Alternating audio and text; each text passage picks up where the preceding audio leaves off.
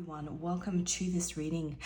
This reading is a new monthly focus that I am doing on a specific aspect of the astrological chart. This month I am looking at Lilith and where your placement of Lilith falls within your chart and what that placement may be bringing up for you. Now, this particular intro I will use at the start of every sign. I'm going to do a tarot reading for each sign, and I'm just going to pop this intro in at the beginning of each of those readings so that I don't have to record it 12 times. So if you're coming to this reading, you can be coming to it because of your sun, moon, or rising placement. But it might be worth your while to look at where Lilith is placed in your chart, where it is placed in which house, and also within which sign, because that will give you some sort of information as to how it may affect you in your personal life. Now, if you're looking for Lilith, it is the moon, like a crescent moon with a little cross on the top, and it's spelled Lilith, Lilith. Now, to give you a bit of context as to who Lilith is, she's different things, potentially different religions, different mythologies, different in astrology as well. So I'm going to give you those and it will give you a bit of a sense of who she is and how it may affect you. So first of all, in Judaism, she was the first wife of Adam.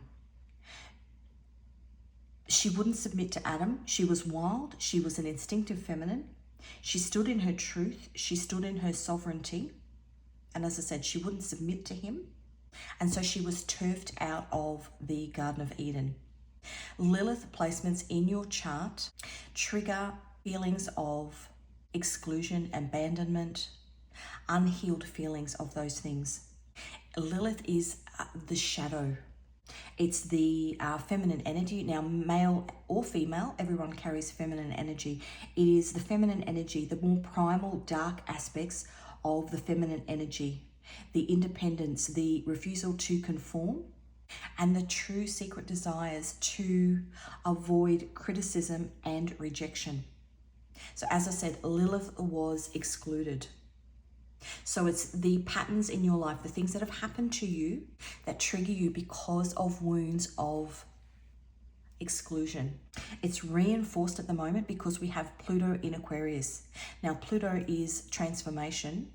Aquarius is the rebel. Aquarius is strong warrior energy. She demands social inclusion. Aquarius demands social inclusion. So Lilith is being triggered by being left out, and Aquarius, which is what we're in at the moment for the next 20 years actually, demands inclusion and will fight for it. So that's in Judaism. In Greek mythology, Lilith was known as Medusa. Those fiery snakes coming out of her head. Lilith is 0 to 100. The things that you are triggered by that take you from 0 to 100, especially if you are unhealed. If you haven't looked at that shadow aspect of where that Lilith is placed in your birth chart. Lilith is explosive. At the moment, we also have at play, we've got Uranus in Taurus. Uranus is earthquakes. Uranus is explosive, things that are explosive, things that take you from 0 to 100. Now, to put things further into perspective for you, Uranus is in Taurus. It will be there from the 1st of June this year, which is yesterday when it went in there, until the 1st of July 2031. It's in Taurus for 7 years. The last time Uranus was in Taurus was in World War II. The beginning of World War II, 6 months into World War II. The other thing that's at play at the moment, and the reason why I'm doing this reading specifically this month, because I was hearing the words off with her head. Now, when I went to light the match for this reading, and I used the red heads, this particular match had no head, off with her head. So we think of Medusa, off with her head. Anger, 0 to 100. We also think of the star Algol, Algol is I think how it's spelt. Now, Algol is what's known as a demonic star. It symbolizes beheading and losing control. Lilith, Medusa. That particular star was at play, was aspecting when Pearl Harbor was bombed. Algol is actually also at play. It's aspecting the upcoming new moon, which I think is on the 5th and the 6th. The other thing it's aspecting is the chart of Israel. It's aspecting the chart of Israel, Israel's sun. So when we think about all of the things that are happening, and this is not a political statement, but all of the things that are happening currently in the Middle East, and with reference back to wounds that have been triggered in regards to exclusion, things that have happened in the past in regards to exclusion. So if you think about Israel, you think about the Holocaust. Algol is aspecting Israel currently in the coming week. We also have Uranus, which is earthquakes, spiritual earthquakes, actual earthquakes in play with this Lilith, Algol, Medusa energy, all that. It's like a big boiling pot. And so what's happening out on the global stage is also happening on a personal stage as well, which is why I want to look into it. So as I said, if you find where your Lilith is in your chart, you can watch those readings. Otherwise, you can watch it for your sun, moon, rising. So I'll leave it there, and I will see you in your specific reading.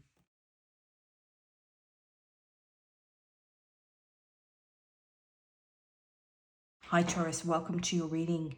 This is a Black Moon Lilith collective reading for the sign of Taurus. It could be your sun, moon, or rising, or your specific Lilith placement. Now Taurus, you are all about indulgence. You appreciate life's pleasures. You like luxury. You are very material, which is not a problem, and very sensual, and you work hard to attain it. That's your light side. If Lilith is in Taurus, the shadow side of Lilith in Taurus, you might find it very difficult to let down your guard and let others pamper you. You may be a hoarder, hoarding possessions or people. You may hoard them too tightly. You may have a habit of not sharing. It's about deep-seated unconscious wounds about the pleasurable things in life and triggering a wound that you may be excluded from having those things. You may have had a childhood where there was a feeling of lack. You may not have had the finer things in life. You may have been socially excluded because of that. And so now in adulthood, you have great pride in what you have attained, the material things, the indulgence that you can give to yourself. But there's this underlying fear that it can be all taken away again. And part of you healing this Lilith wound is to embrace the vulnerability and to be less rigid. So let us get some cards.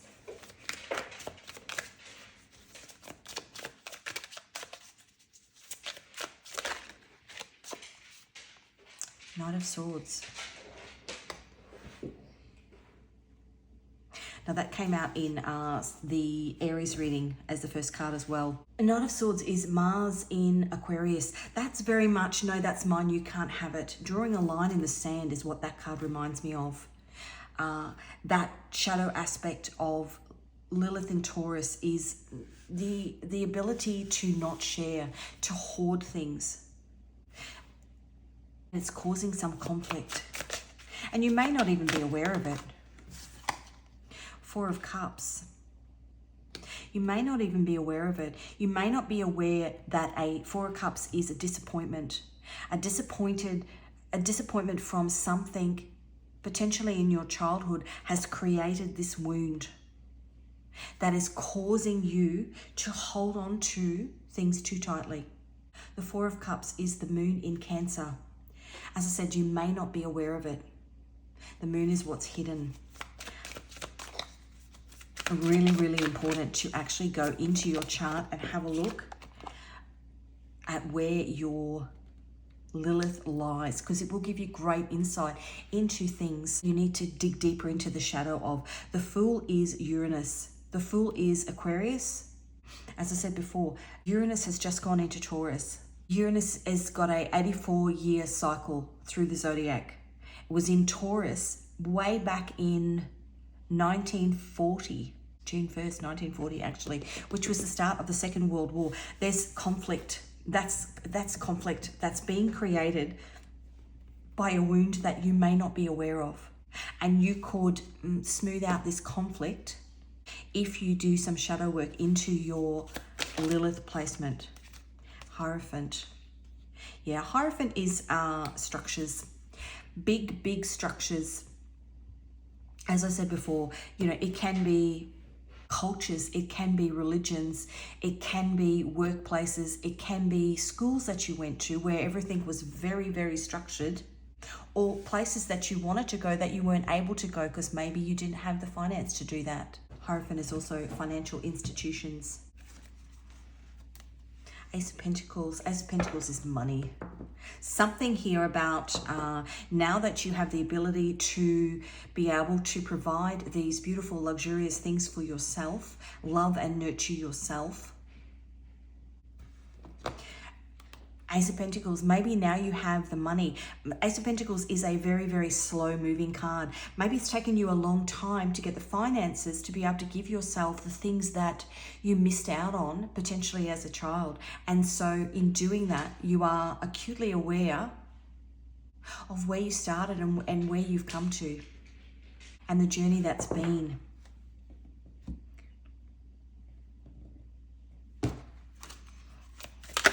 Let's have a look at this Knight of Swords. Four of Wands. The Four of Wands is celebrating an achievement. Celebrating an achievement. You know, from where you've been, from where you started and what you've got now, what you've been able to provide yourself is a celebration. And you should be proud of yourself. But what's the point of celebrating if you're keeping it all to yourself because of this? Maybe somebody's going to take it away from me again. Four of Cups under Four of Cups. 444. Look up the number of 444. Queen of Cups underneath the Fool.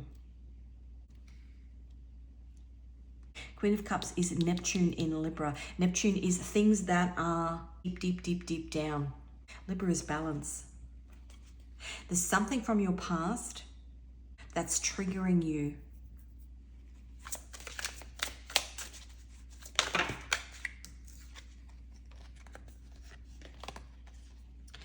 Okay, so we've got the Seven of Cups, the King of Wands, and the Sun. You need to get acquainted with what that is. Could be a multitude of things. Seven of Cups is also an illusion. Well, I worked hard for it, so I'm going to keep it all to myself. But working hard for it is not the reason you're keeping it all to yourself. It's that fear of losing it. King of Wands sometimes is fakey McFakeman.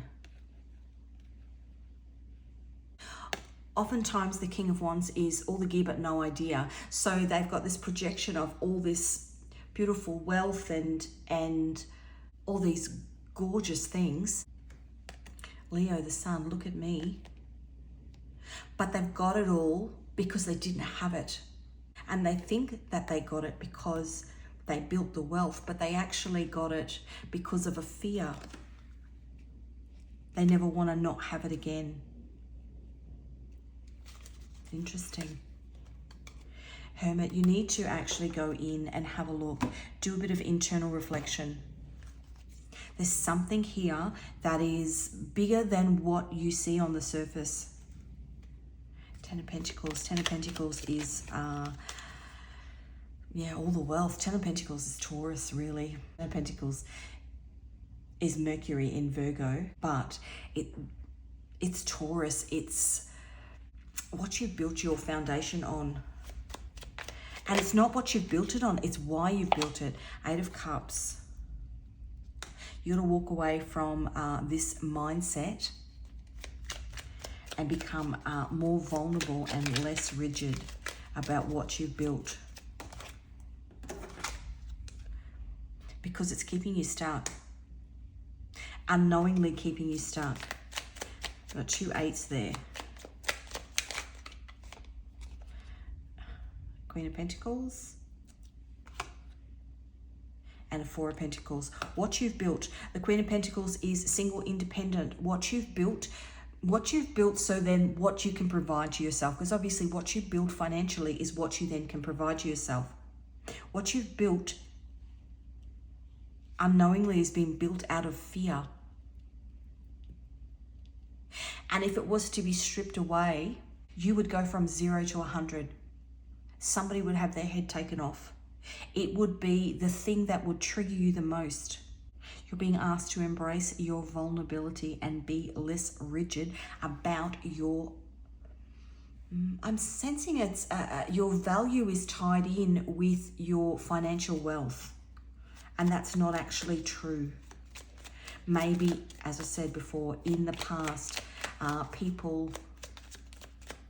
I remember a couple of years ago when my kids were in high school, and it was all, and my kids weren't part of it. I just hear about the things that happened. And, you know, some of the kids at school on the first day were actually allocating people into friendship groups according to what car their parents drove and how much money their parents earned and what suburb they lived in. Maybe that's something that you experienced as a child, being rejected because of what others perceived was your worth. When it's yeah, kids are awful. Too many. Just one, please.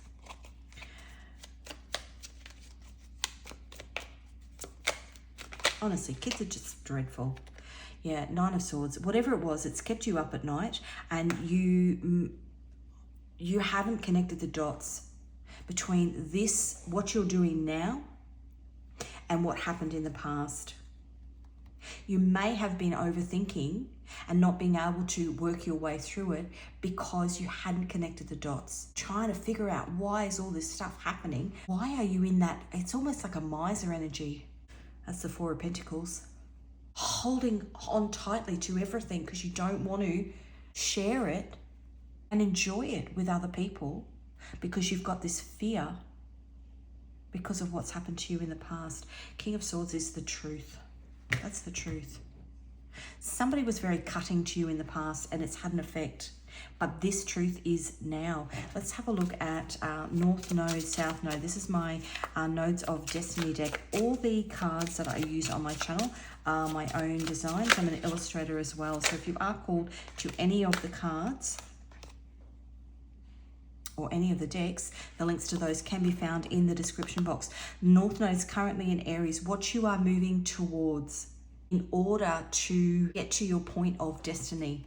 South Node is in Libra. What you are releasing. North Node in Capricorn. If your North Node rocks a Capricorn vibe, get ready to be hailed as the MVP for your go-getter spirit. Inquisitive mind, gut instincts, and caring ways. Your cosmic mission to conquer independence and rock that self-made crown. Trust your inner compass and unleash your superpowers. The world is your oyster.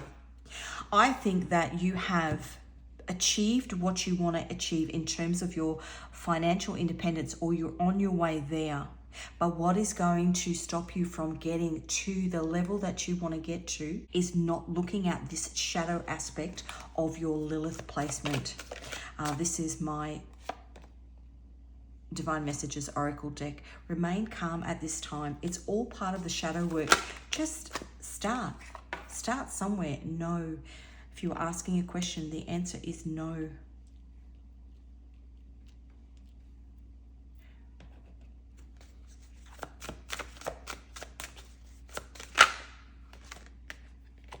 Love offer. That's a love offer with yourself. Be confident. This exclusion that happened potentially in your youth, where somebody didn't offer you a cup of love in a friendship group or whatever it was, a family dynamic, a religious dynamic, has stripped you of your confidence. Now it's time to offer that love back to yourself, to recognize where this wound is, so that you can offer the love to yourself and be confident in your path forward. Whatever this is, it's going to hold you back because it's going to be a trigger, and you have to, perfect match, you have to be that perfect match for yourself. Reinvention. It's stripping down those wounds and starting again, reinventing yourself. You are not the person you were in your youth. That Lilith placement is something that you have to work on in this lifetime. Deep shadow work. Look at that. Lilith is your shadow. Let's have a look. Angel Oracle deck. What angel is working with you at the time? Rochelle, 69, Discovery. I always laugh when that card comes out because that is very similar to my name. Discovery. I'm giving you nuggets of wisdom.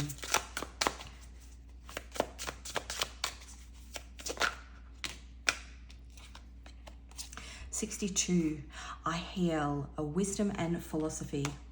And number 14, a Mebahel, a justice, truth, and freedom. Once you actually realize what has been triggering you, you will be free. Some inner child work needs to be done. Justice for that little kid who was potentially ostracized because of something that they didn't have. 45, Sahalia, motivation and willpower. You'll be a force to be reckoned with. If you've got yourself to that Queen of Pentacles status already, imagine how far you can go if you just do this. Find a little bit of work on your Lilith placement. Now this is my Moon Oracle deck. Supermoon, where feelings go on a wild roller coaster. Some of this may actually take you back to some trigger points from your childhood. A supermoon is a big bright moon in the sky which literally illuminates everything, brings things up from the past, but they're meant to be brought up so that you can heal them, and then they're gone. Okay, finally, I am going to get some Scrabble tiles. This could be your initials or somebody that you're dealing with, somebody from your past, anything. Take it as it resonates.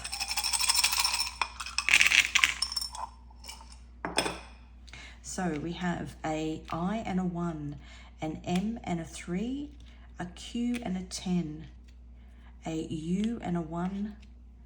You are amazing. An R and a 1, a H and a 4, an X and an 8, an S and a 1. Letters or numbers, take them as they resonate.